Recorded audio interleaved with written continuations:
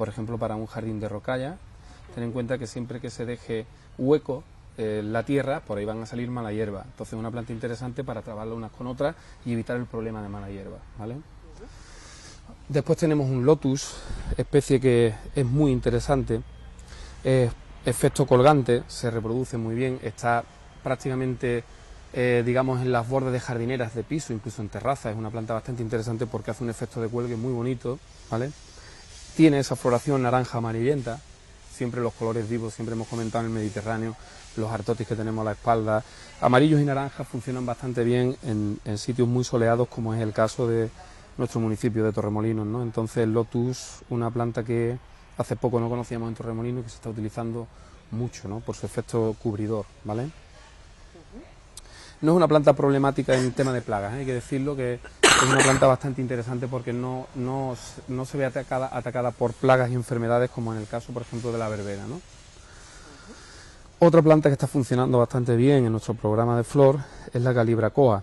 Calibrachoa tiene esta flor, en este caso amarilla, las hay de muchos colores, ¿vale? Tenemos de color fucsia, color rosa más pálido. Funciona bastante bien porque el efecto de cuelgue es todavía más acentuado que los dos casos anteriores.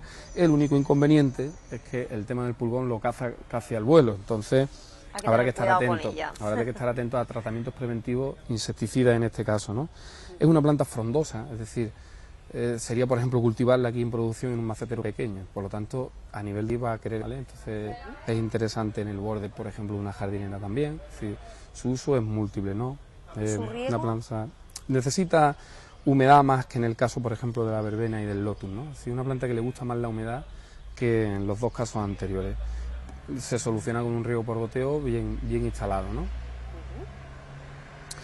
Muchas flores, como pueden observar, cada terminación axilar o apical, es decir... Son muy bonitas las flores. Sí, porque cada terminación axilar se entiende axila como el quiebro que hay entre un brote y la rama principal, ¿no? Ahí va a dar una flor, aquí veis cómo viene con otra, en la punta lleva ya varias más, es decir, que es una planta muy florífera, ¿no?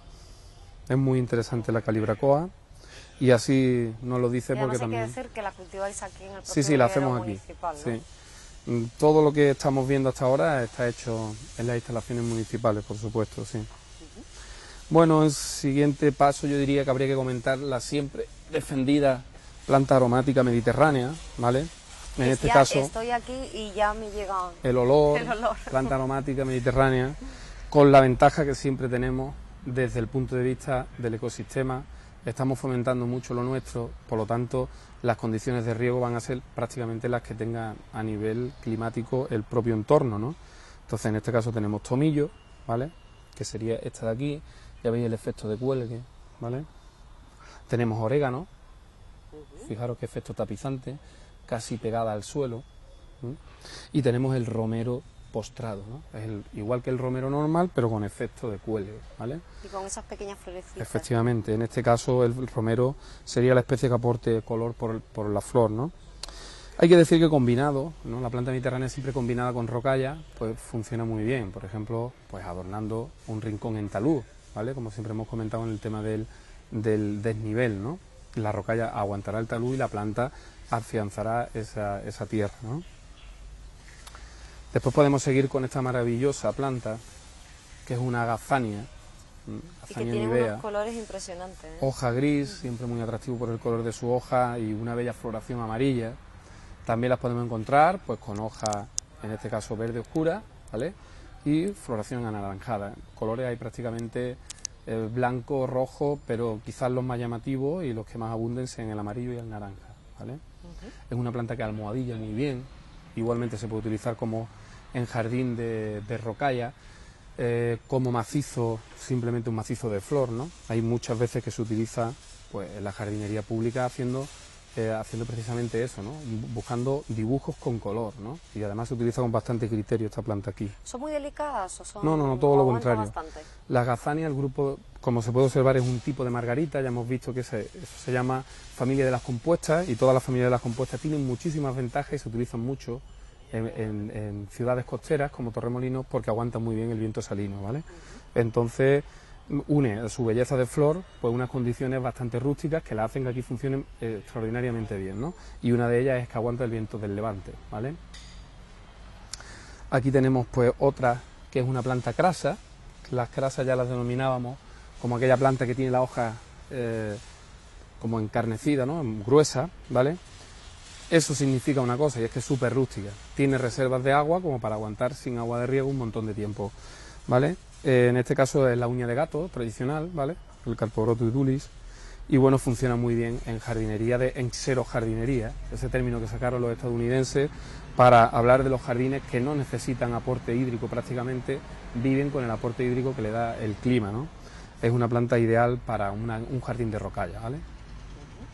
Y necesitaría además muchísimos menos cuidados. Por supuesto, todo lo que sea el adjetivo que nosotros utilizamos como rústico significa no necesidad de poda, no necesidad de tratamiento, no necesidad de estar todos los días regando, ¿vale? Eso es fundamentalmente el adjetivo rústico, ¿no?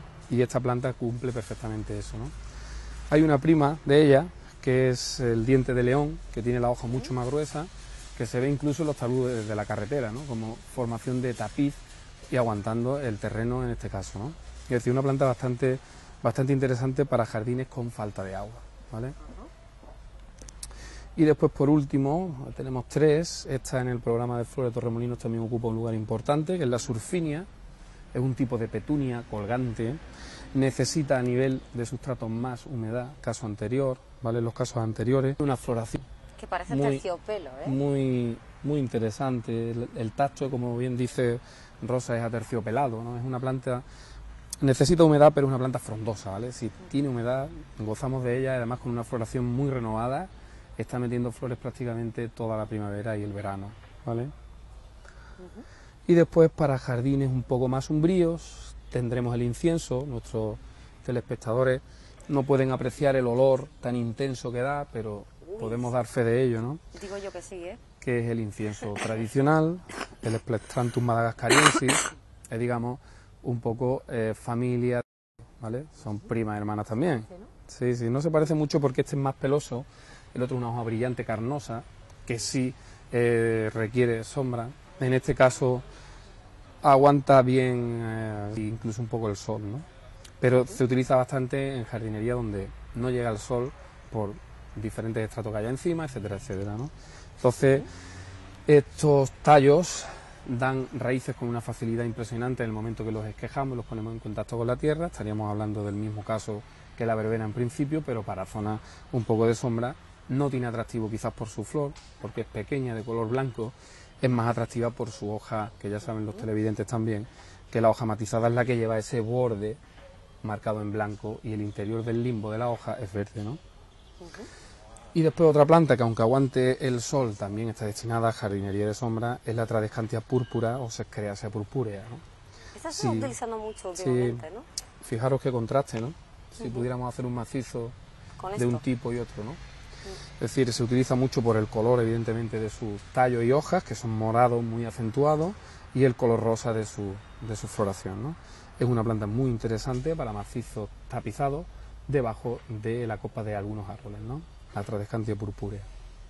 ¿Esta también necesita el mismo riego? Sí, necesita humedad, ¿no? Es decir, es una planta que cuando tiene humedad tapiza a una velocidad tremenda. Se utiliza por esquejes y por esquejes funciona muy bien. Por lo tanto, otra más que podemos añadir al grupo de las que se puede autoproducir uno en su vivienda, ¿verdad? Esos tallos se cortarían y se pondrían en el suelo húmedo y enraizarían rápido, ¿no? Tienen una raíz bastante importante.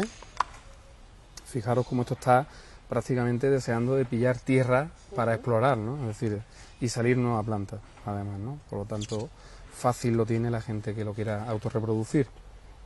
Y bueno, Rosa, pues hemos dado un repaso a plantas que hacemos en las instalaciones del vivero municipal Los Pinares, y que la gente, pues hay que animarla a que utilice, porque siempre que haya todos los estratos en un jardín es garantía de que el jardín está lleno, ¿eh? Es como si nuestro salón faltase algún mueble, ¿no?